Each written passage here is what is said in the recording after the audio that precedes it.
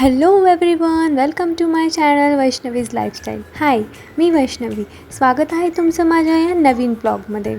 सकाळी सकाळी मी काय करते हा प्रश्न तुम्हाला पडलाच असेल. तर मी आज माझ्या किचनची पूर्ण डीप क्लिनिंग करणार आहे. आमच्याकडे कानबाई मातेचा कार्यक्रम आहे, रोटाचा कार्यक्रम, त्यामुळे मग सगळ्या घराची डीप क्लिनिंग करावी लागते. कारण देवी माता आपल्या घरी येणार आहे म्हटल्यावर स्वच्छता तर करायलाच हवी. रोज थोडं थोडं कचरा क्लीन करण्याचं माझं काम सुरू आहे. कारण घरामध्ये मुलांमुळे फार कचरा होत असतो आणि क्लीन करायला वेळ मात्र खूप कमी मिळतो.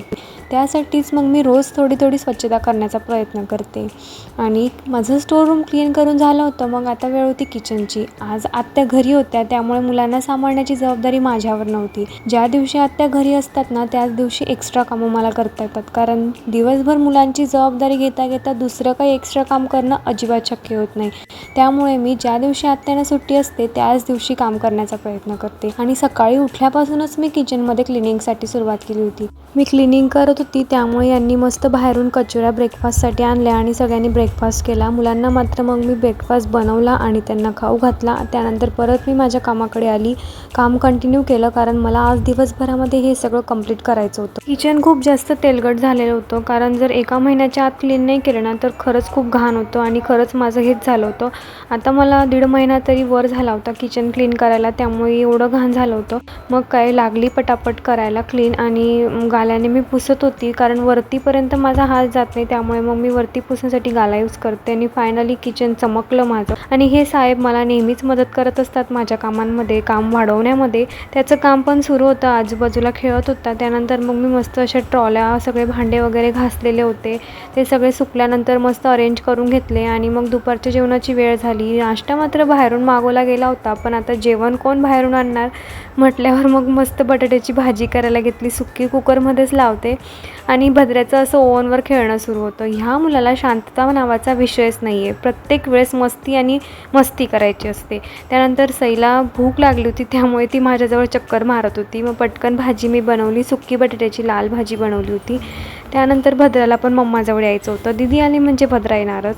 भाजी माझी झाली होती. भद्राला मस्त खीर बनवली आणि त्यानंतर मम्मी माझ्यासोबत काम पण चालू होतं, कंटिन्यू काम करत होती. अशा ट्रॉल्या अरेंज केल्या, मस्त असे शीट्स टाकले.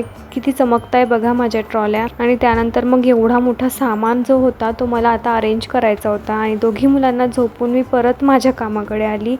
सगळा सामान एक एक हळूहळू अरेंज करत होती. बऱ्याच गोष्टी मला काढायच्या होत्या, कारण आता खूप अडगडी होत होती सामानाची. त्यामुळे मग मी बऱ्याच गोष्टी सॉर्ट करून घेतल्या आणि बाहेर काढल्या. पूर्ण डायनिंग टेबलवरती पसाराच होता. पहिले डायनिंग टेबल क्लीन केला. सकाळी 8 वाजेपासून केलेली क्लिनिंगची सुरुवात आणि आता फायनली 3:30 वाजलेले होते. दोघी मुलांना झोपवलेलं होतं, पण आता माझ्याकडे फक्त 2च तास होते. 2 तासामध्ये मला जे काम होईल ते एवढं कंप्लीट करायचं होतं.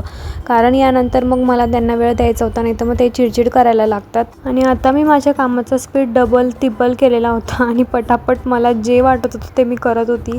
सगळं क्लीन केलं, जागेवर ठेवलं. ज्या वस्तू मला काढायच्या होत्या त्या काढून घेतल्या. आणि हे सगळं काम केल्याचं जे सॅटिस्फिकेशन होतं ना, ते शेवटी समजतं की हां, फायनली माझं किचन क्लीन झालं आहे. थोडे दिवस का असेना, पण ते क्लीन राहील हे मात्र खूप भारी वाटतं. आणि मग बरेच भांडे जमली होती, मी सगळी भांडी क्लीन करून घेतली. आणि बघा माझा किचनचा फायनल लुक किती सुंदर दिसते. Kitchen clean kitchen.